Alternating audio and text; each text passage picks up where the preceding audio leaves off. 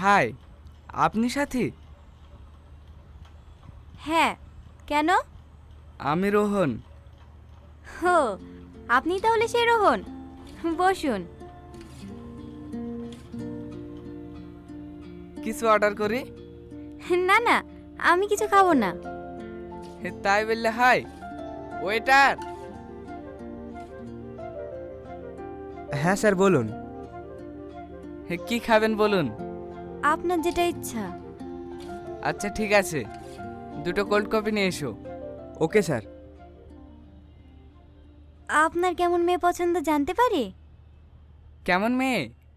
আমাকে সকালবেলা উঠে চা করে দেবে, যখন অফিসে যাব তখন টিফিন তৈরি করে দেবে, আর যখন বাড়ি ফিরে আইব তখন পাঠিয়ে দেবে।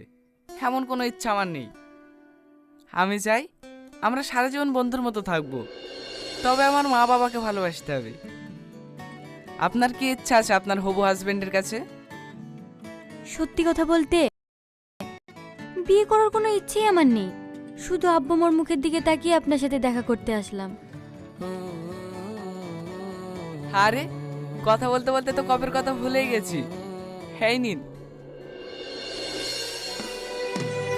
প্রথম দেখা, প্রথম যাওয়া, ভিড়ের মাঝে হারিয়ে যাওয়া, দিনের বেলায় স্বপ্ন।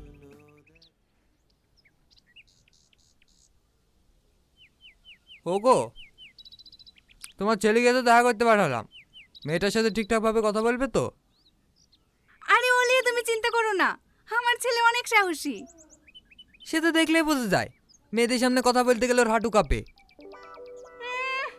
আর তোমার, আমাকে যেদিন প্রথম দেখতে গেছিলা সেদিন তো তোমার মুখ দিয়েও কথা বেরোচ্ছিল না।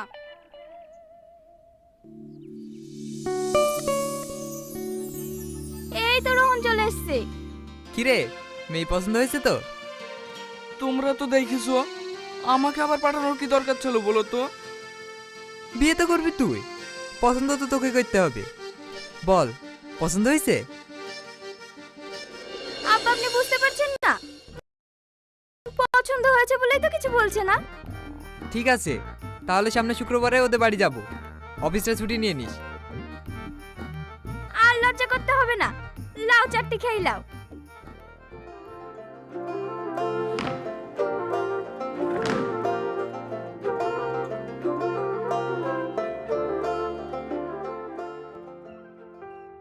ভাবি, তুমি একটু আব্বাকে বুঝাও না।